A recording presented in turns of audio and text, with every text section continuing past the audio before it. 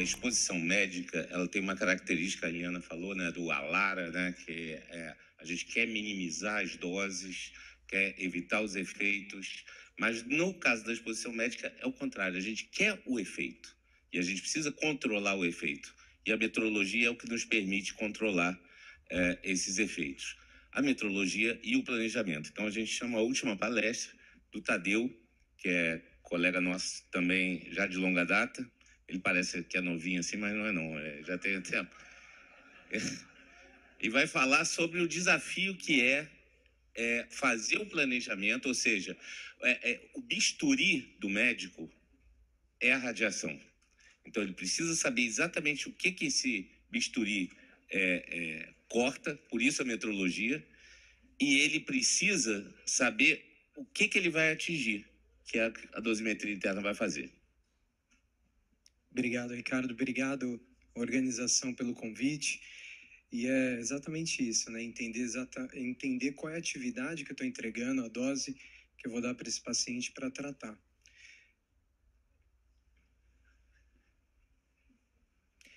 Falando em dosimetria interna, eu vou abordar 3 pontos interessantes que não envolve só a dosimetria na terapia, mas também uma questão do diagnóstico e na dosimetria ocupacional. Aproveitando a oportunidade de a gente estar aqui, e já que já foi falado da norma, também na 301 do nível de referência diagnóstico, e um pouquinho a Camila mostrou num slide um dosímetro anel, vou tocar nesse ponto também na medicina nuclear, que é um pouquinho diferente. Você curta. Todo mundo quer almoçar, né? Mas...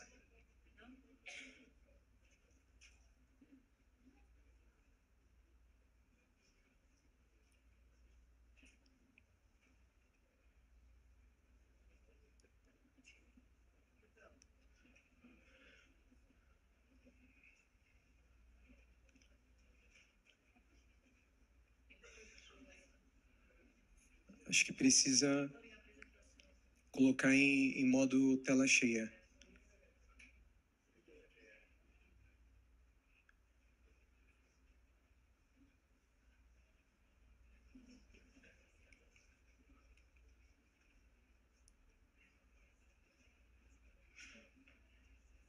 Isso. Então, rapidamente, situação atual e perspectivas futuras, só para explicar um pouquinho sobre o que eu comentei antes. Então, nessa tríade, que a gente vai ter diagnóstico, ocupacional e terapia. No diagnóstico, a gente também mede, e hoje fala em dose coletiva, uma dose efetiva que está associada a cálculos também dosimétricos, principalmente a gente vai encontrar esses documentos, essa informação na SRP 128, e tem um grupo do radar também, que pode auxiliar, né, nesse contexto. Existem ferramentas prontas também que vão dar essa informação. Eu coloco, por exemplo, no site americano, eu coloco a atividade que eu vou administrar no paciente, o tipo de radiofármaco, e que vai me dar essa dose efetiva por 2 métodos, tanto a SRP quanto o radar. Então, é uma forma de eu mensurar também essa dose que a gente fala do paciente. E aí, quando a gente muda alguma coisa nessa atividade, que entra a discussão da DRL, foi promovida até pela própria CNEI há pouco tempo, com a doutora Lídia, eu tenho aqui esse RP 135 e eu observo que quando eu altero ou tento fazer esse tipo de otimização, a dose coletiva tem uma mudança bastante drástica. O Ricardo já participou junto com a Marissa e o Carlos num trabalho, acho que em 2014, mais ou menos, junto com a USP, e era o único artigo que a gente tinha de referência em nível de referência diagnóstica, e acaba sendo referência lá fora, né? Quando você busca os papers de DRLs, você encontra referência a esse artigo quando falam do Brasil. Então, acho que esse é um ponto também importante para trazer nessa discussão, para a gente aprender a utilizar isso e estabelecer também um nível de referência diagnóstica nacional. Um outro ponto vem ocupacional. E aí, na parte ocupacional, tem aqui o doutor Bernardo, né, que pode falar bastante aí dessa exposição, principalmente quando a gente fala de iodo, um componente volátil, e como mensurar isso. Esse é um trabalho também que envolve a calibração do equipamento para dosimetria em trabalhadores, falando principalmente dessa captação de tireoide. E tem outros documentos também na ICRP, vocês vão encontrar pelo menos 5 envolvendo exposição ocupacional. Falando ainda de ocupacional, e foi muito pertinente ver o slide da Camila mostrando um dosímetro de extremidade do tipo anel, a gente tem hoje uma coisa no Brasil que a gente utiliza a pulseira também como dosímetro, só que é um padrão completamente complicado de você achar um fator, e algumas diretrizes, inclusive, recomendam não utilizar esse tipo de dosimetria por pulseira e sim um anel. Então, é uma coisa para se estabelecer e fica muito em cargo do supervisor e do paper que ele utiliza como referência, às vezes, para atribuir esse valor, né, esse fator de correção para o ponto de maior dose, né, na manipulação. Acho que é alguma coisa que a gente precisa pensar também em revisitar. E aí a dosimetria interna em terapia, em medicina nuclear, começa essa discussão em 2013, mais ou menos, com o documento de Euratom. A gente tem lá nesse documento que a partir de fevereiro aqui de 2018, eles deveriam implantar a dosimetria interna. E aí eles colocam lá na categoria radioterapêutico, envolve todos os quesitos da radioterapia, e em uma linha que eles colocam assim, ó, radioterapêutico, a radioterapia incluindo a medicina nuclear para efeitos terapêuticos. Então todo mundo ia ter, a medicina nuclear passa a ter que apresentar esses dados de dose para os pacientes e para os médicos também. Eles fizeram um estudo em 2017, tem esse levantamento, né, da Associação Europeia, que envolvia, eu sei que não dá para ver muito bem, mas envolvia qual o envolvimento do físico médico dentro desse processo, e tem aqui cerca de 68%, e o que é triste é que não tinha nenhum tratamento que envolvia 100% o físico médico dentro dessa análise. Planejamento de dose só em 36%, eu estou falando de medicina nuclear, né? E análise pós-terapia é um número também pequeno, né? 26%. Então, esses dados que são publicados pela Associação Europeia, a gente pode obter também no site e ver também quais são os níveis, quais foram as terapias que eles aplicaram isso, né? E analisaram. Depois eles mandarem todo mundo realizar a dosimetria interna, eles revisitaram e pensaram, pô, mas será que eu preciso de dosimetria interna para tudo isso? E em 2021, eles publicaram outro documento falando, olha, eu vou discriminar por 3 níveis. Um que é uma coisa mais simples e pode ser opcional, um que é um pouco mais crítico e eu vou precisar de uma variável do paciente, um que é bem crítico e eu realmente preciso fazer um planejamento individualizado para esse paciente. Então está nesse artigo aqui também, envolvendo, por exemplo, doenças benignas da tireoide, é opcional, como dosimetria. Quando a gente fala em ítrio 90, é interessante a doutora Carla comentar da padronização. A gente trouxe até uma amostra uma vez pela Lídia de microesferas de ítrio que já tinham decaído, porque não é só questão da atividade mesmo, né? Existe essa característica de cada elemento que a gente vai acabar aplicando nesse paciente.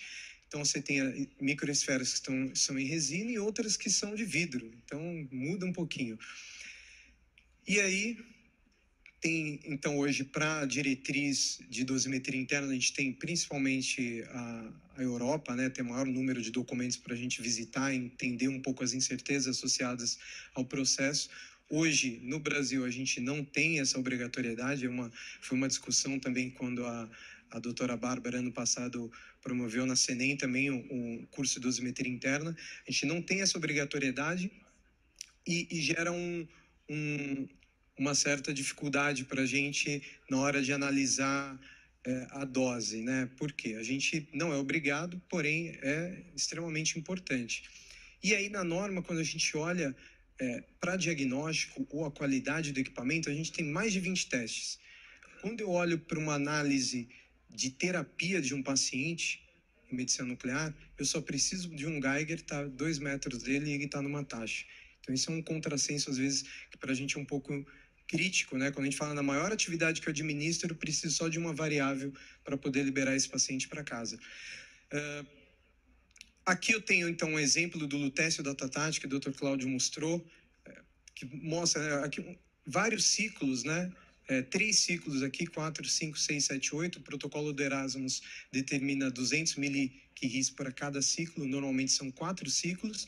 E a gente observa, com 3 ciclos, esse paciente atingiu o limite do órgão de risco, que são 27 grays para rins. Então, de repente, não poderia ter feito os 4 ciclos se eu não analisasse a dosimetria. E outros pacientes poderiam ter feito, ou fizeram até 8 ciclos. Ou seja, agora sim eu começo a otimizar a dose que eu entrego no tumor em relação ao risco associado a esses órgãos que são mais críticos, medula óssea, eventualmente, e o rim, no caso do DOTA-TAT. Eu posso otimizar isso também reduzindo o número de aquisições, que é a maior preocupação na medicina nuclear, os time points, o paciente retornar, inflar a agenda, e hoje em dia não é pago essa dosimetria. Então, é uma relação muito crítica. Então, existem alguns artigos tentando acelerar esse processo, por exemplo, adquirir um SPECT-CT só no instante 96 horas. A característica também do lutécio PSMA, hoje eles falam também aqui no DOTA-TAT na Tandem, né? Eles misturam actínio também com lutécio. Eu vou passar rapidinho. Aqui um exemplo também, a mesma coisa para o PSMA com um time point. Ele faz todo o ciclo, o primeiro ciclo com várias aquisições, e os outros ciclos eu só confiro com um time point, uma vez que a biocinética é a mesma. Diferente da radioterapia, a gente não tem moldes, máscaras para fixar o paciente. A gente tenta adequar tudo com uma rotina de marcação na mesa, descrição exata do ponto da mesa, marcação com post-it e alguma coisa em cima protegendo para poder ser higienizado. Então a gente faz esse tipo de análise hoje para a dosimetria interna. A doutora Bárbara também forneceu ano passado alguns dados, e a gente tem aqui, falando do lutécio em si, a gente tinha 273 instalações autorizadas para utilização, e o que dá em torno desse número aqui, 37% delas, eu tinha uma capacidade operacional de 2.700.960 miliquiris. A gente não usa nem perto disso, né, aqui. Mas isso é um problema, lógico, não é só o problema, mas é um problema eventualmente de licenciamento. Vou ser bem sincero, porque às vezes a gente tem que fazer um cálculo de pacientes por semana, sendo que eventualmente esse material só é fornecido a cada 15 dias. E a expectativa da instalação. E aí acaba que numa semana eu faço um paciente e ele não baixa o estoque, por exemplo, do IPEM ou de outra instalação. Eu tenho sempre que correlacionar com o que está no meu ofício, se é semanal, por exemplo, né? Então aqui a gente observa sempre São Paulo, Rio de Janeiro, Minas, né, são os maiores consumidores, e a gente está muito aquém da capacidade que a gente tem de tratamento. Pessoas interessadas são todas, né, na dosimetria interna, e existe sim um fluxo muito importante que é de pagamento para isso. Então hoje a gente não tem como tem na radioterapia. Existe dentro da norma alguns pontos que não foram levados em consideração, como por exemplo, tem o supervisor e ele também é o especialista, ele é quem vai fazer eventualmente a dosimetria. E aqui existe esse documento da agência que sugere, né, por número de tratamentos, equipamentos, tal, quantos físicos médicos hora eu precisaria na instalação.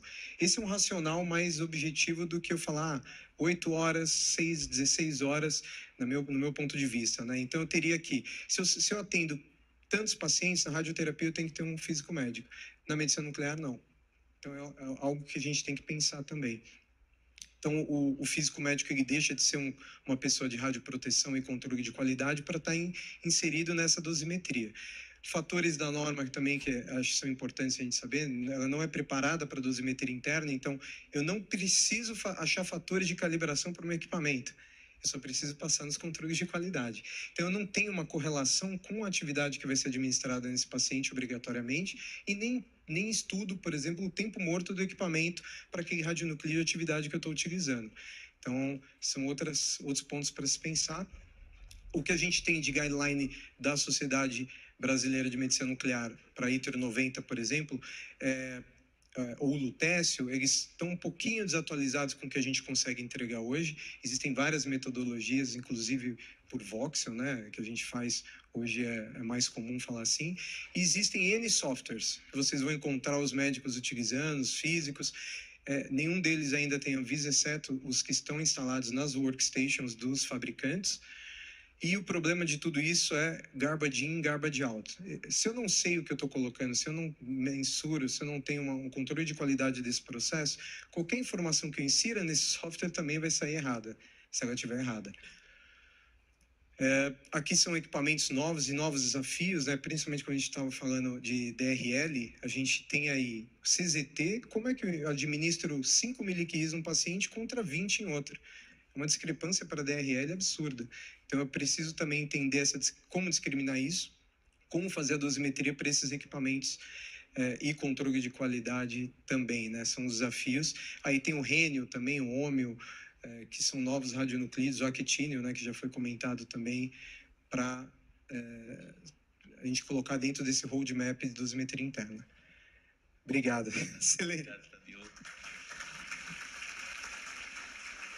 Bom, gente, por conta do avançar da hora, eu vou abrir para só uma pergunta, tá? O tema é muito interessante, eu acho, na verdade, um tema muito apaixonante, porque, de fato, trata-se de controlar o efeito determinístico, né? Algo que na proteção radiológica não se pensa normalmente, e esse controle é feito a partir de um jogo tecnológico enorme, né? Então, eu queria abrir para uma pergunta, se alguém não tiver desesperado de fome. Bom, gente, a gente está à disposição. Os desafios são enormes. Quando eu fui visitar a prototerapia lá, eu falei lá, como é que é o planejamento disso? Sabe, tem coisas assim que a gente fica realmente muito surpreso, né, Simone? Eu acho importante, como você falou, é um tema que tem um impacto muito grande, né, para a população. A gente está com esse movimento do MCTI, né, agora, que está levantando as prioridades. A gente sabe que grande parte do que o pessoal falou para trazer essas novas tecnologias tem que ser um programa de Estado. Então, eu acho que é uma hora também da gente tentar se colocar nessa reunião da MCTI, colocando essas prioridades, essas necessidades, porque é o que eles vão decidir para os próximos anos. E pensando em que a gente está dentro, né, o governo vai estar escutando, é a hora da gente demonstrar que isso tem que ser um programa de Estado. Não pode ser que a Amazonas, um paciente não possa ser tratado, né? Eu acho que é uma coisa inaceitável e é a hora da gente tentar colocar isso para outras esferas e não ficar somente na nossa discussão interna, né? Isso. Então, bom, a gente está à disposição, realmente. Eu acho que o tema é riquíssimo e a gente...